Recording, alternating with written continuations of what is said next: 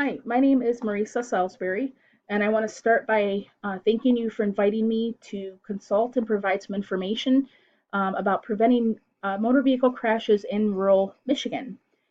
So, this is a pretty important public health topic. Car accidents in rural America uh, tend to be fatal. Although less than 50% of the American population travels on rural roadways, more than 50% of the accidents that occur on rural roadways are fatal. So we're speaking about Michigan here. Michigan has approximately 9.8 million residents.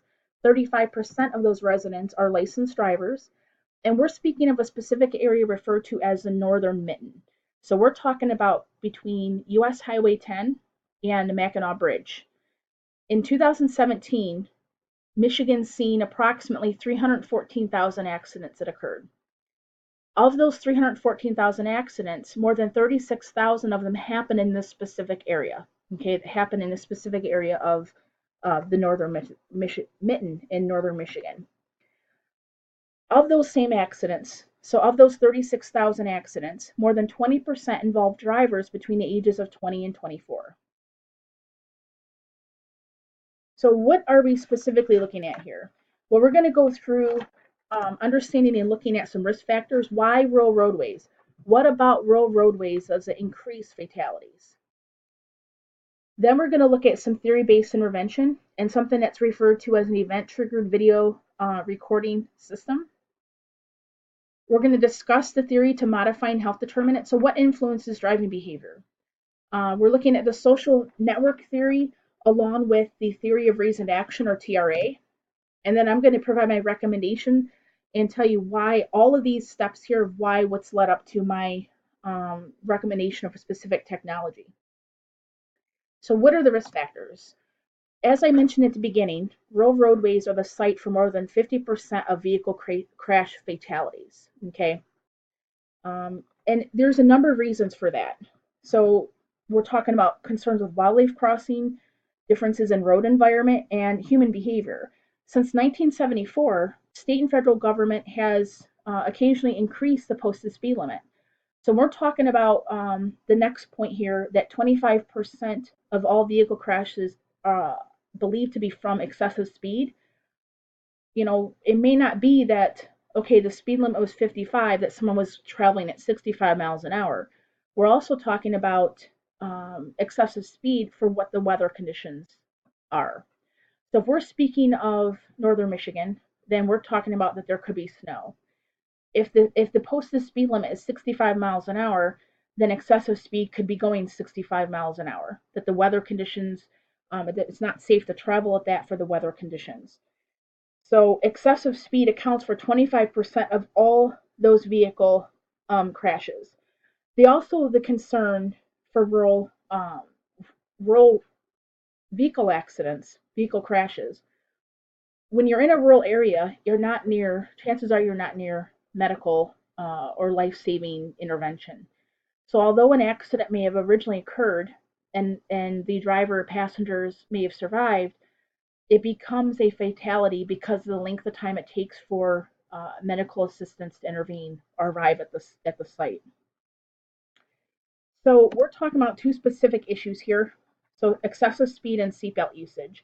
And we're going to discuss a technology, which I alluded to here a minute ago, that's going to assist that with specific novice drivers. Keep in mind that more than 20% of those 36,000 accidents that occurred in 2017 in the Northern Mitten were those drivers between ages of 20 and 24. So we're looking at novice drivers, new drivers, and what we can do with seatbelt usage and vehicle crashes to reduce fatalities.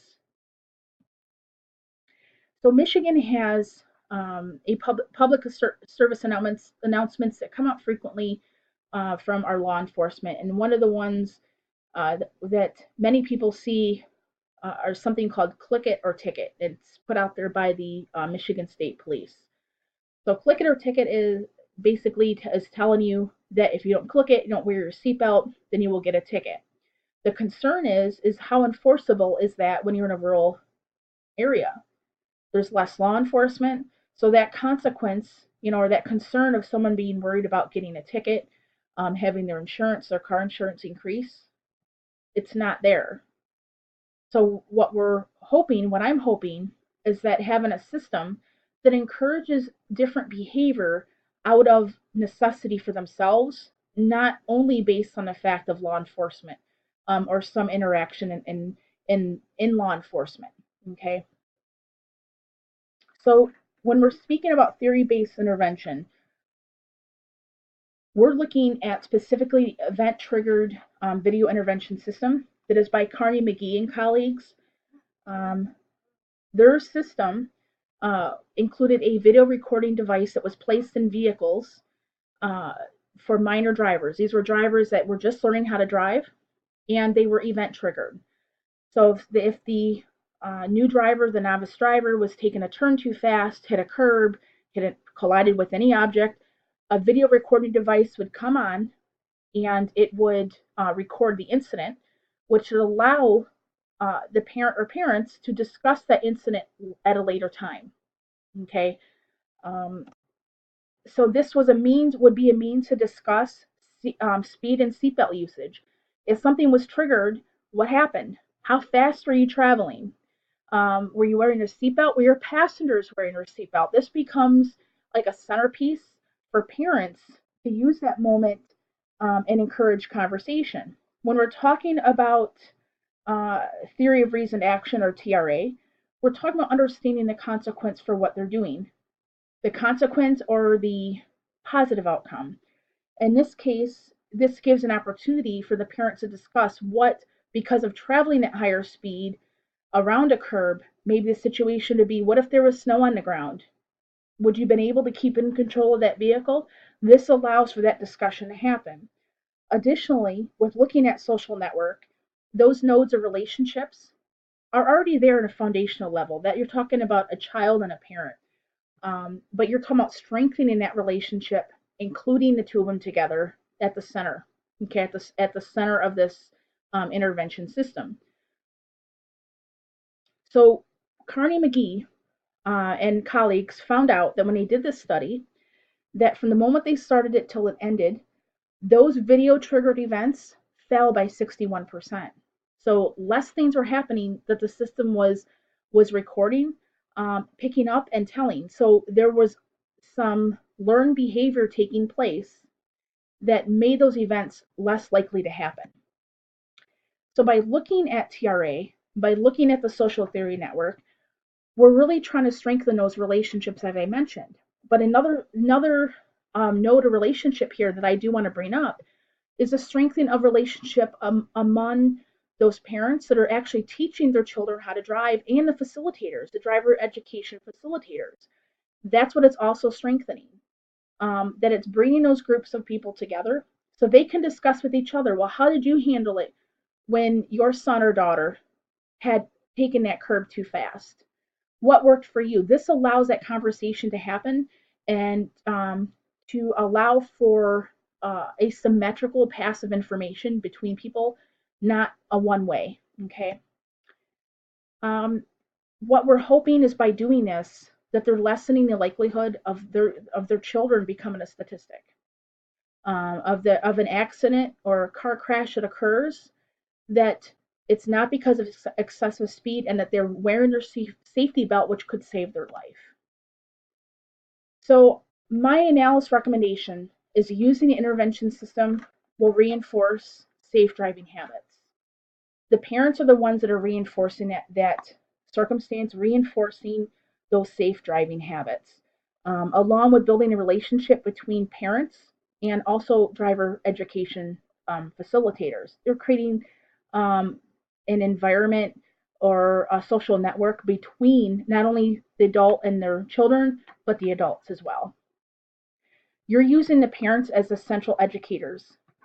You're really trying to not act in an accusatory manner, but they have evidence and they can say, this is why this did not work well.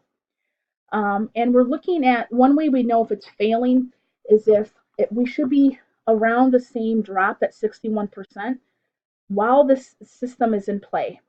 So if we're seeing that there's not a reduction in recordable events, then we need to question whether the parents are working with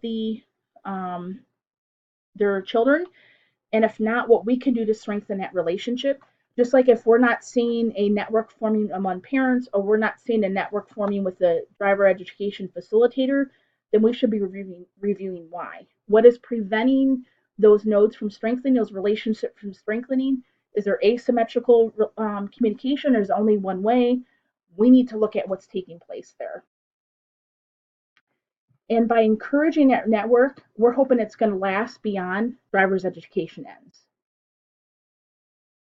Thank you for your time.